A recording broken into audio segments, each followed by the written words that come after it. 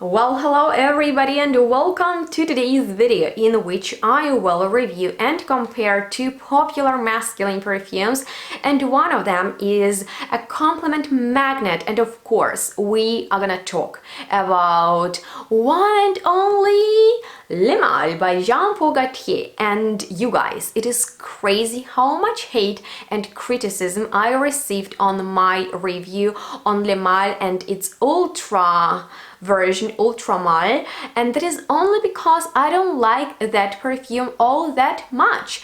But I would like to know if you do, and if you're a woman and you like it, I would love to hear that, because according to a lot of my subscribers or just people who watch that review, ladies really dig this fragrance. So we are not only gonna talk about Le Male, but also about another fragrance that is called Amyris Homme, and it is by Maison Francis Kurkdjian. And you guys, I'm aware that I have major problems with pronouncing French language, so please apologize me for mispronouncing some words in today's video.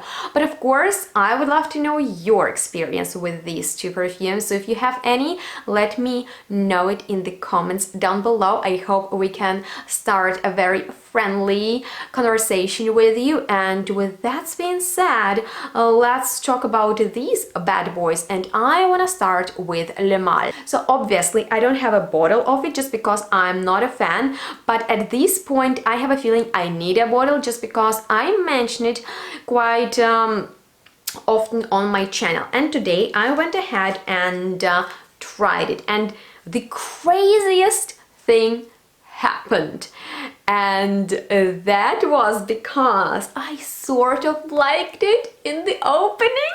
I liked Le Male, well, sort of.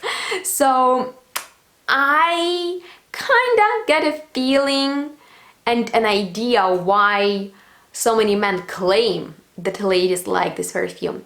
The opening is a vanillic, and that is not an expensive vanilla by any means, you guys. It's synthetic, but it's vanillic, and vanilla is there to please people, to make them happy. And later on, in few moments, it changes and it becomes powdery. And you know Yana loves powdery perfume, so that was quite an experience smelling talc powder in Le Male.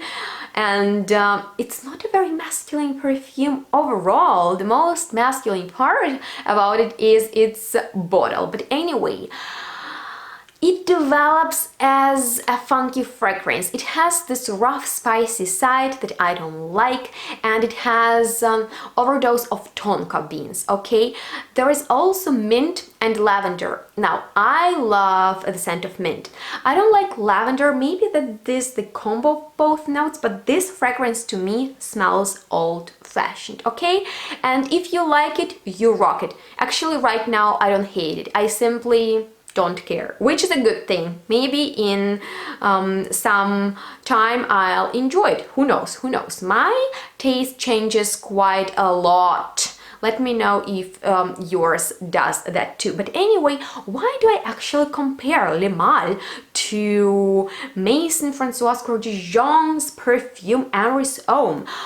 The reason for that is because recently I ordered a few samples from his official website, and Amyris Homme was one of them, just because when I looked into the notes, I couldn't say no. And when it arrived, I was really excited because I also got Amyris Femme or Femme or whatever. I warned you that I will mispronounce French words in today's video, and probably a few English ones, but don't hate me.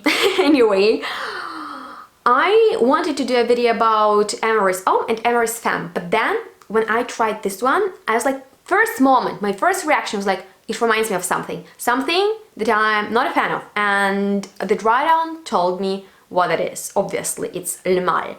But the first thing in which these two differ is obvious to everyone. That's the price. So Le Male can be owned by every man out there, even a teenager or a student who don't have a lot of money.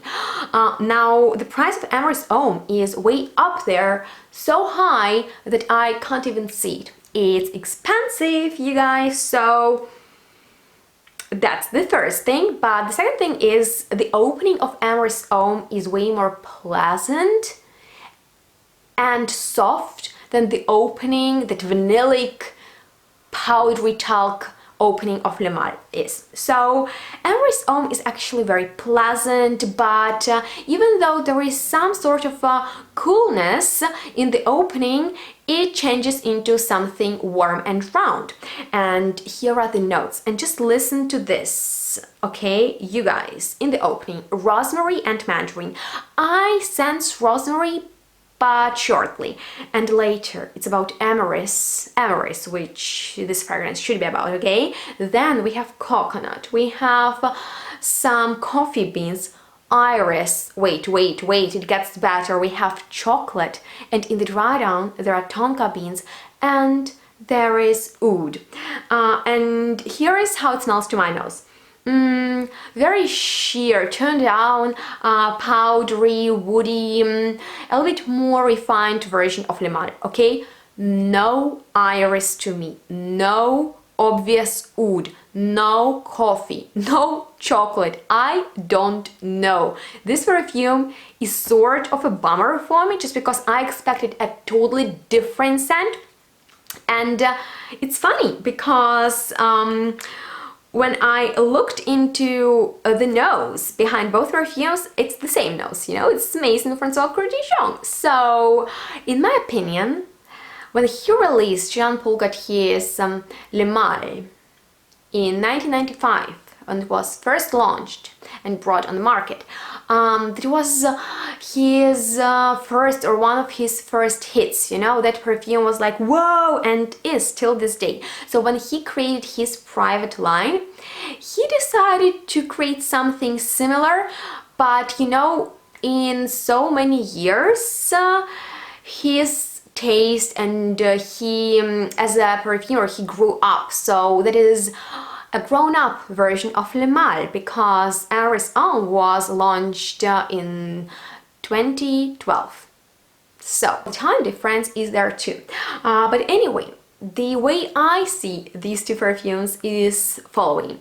Imagine a family dinner. That's Christmas party, okay? The whole big family comes together, and there are those two cousins who have been always battling with each other, okay? And they are grown up now, and one of them is rich. He works in a big company, he drives an expensive car, he lives in a huge house with his perfect family, he smells amazing, and he wears only suits from designer brands. And did you guess about which perfume I'm talking? Yeah, you guys, all together, Amyris Homme. It's elegant, but it's very mainstream. It is one of the most mainstream niche perfumes I've ever smelled, believe me or not. But I mean, like, if you want to please everybody, like literally everybody, man or woman, or someone else of any kind, I mean, like, this perfume is just a crowd pleaser. It's like undefined a little bit, you know, it's like it's fresh, but at the same time it's powdery, it's woody, it's like it could be worn by a woman too, you know. But it's nice, it's pleasant. And the second cousin is a bit different, so things are shaky in his life and not everything goes according to a plan, but you know, he's still handsome. Both cousins are handsome, and I can imagine both of them are appealing to women. So it depends on you. Are you a bad boy or are you a good boy? You know what? You can guess into which boys I'm in. I think it's obvious, but who knows, who knows. And it's also depending on your budget. So if you can't afford Amyris Homme, check out Le Male, that might be something for you. But if you can afford Amyris Homme, I mean, like, you can't go wrong with it, and I like it better than Le Male, let's just face it. Both perfumes are strong, both perfumes project well, and I think they will be received positively in the society. So yeah, those were my thoughts on both perfumes. And if you enjoyed watching this video and found it entertaining, cool, and you liked it, please give it a thumbs up, because I love to see them. And leave me a comment with anything you have to comment down below. I really want all of us to chat together, because I'm sure a lot of men and I'm sure a lot of women have something to tell about these two perfumes. Let me know if you like Maison Francis Kurkdjian's work, and if so, what's your favorite from him, and which perfumes from him you want me to review. And that completes this video. I'd like to know which videos you want to see from me in the future. And with that being said, stay tuned guys, smell good, thank you so much for watching, and we'll see each other next one really soon. Bye guys.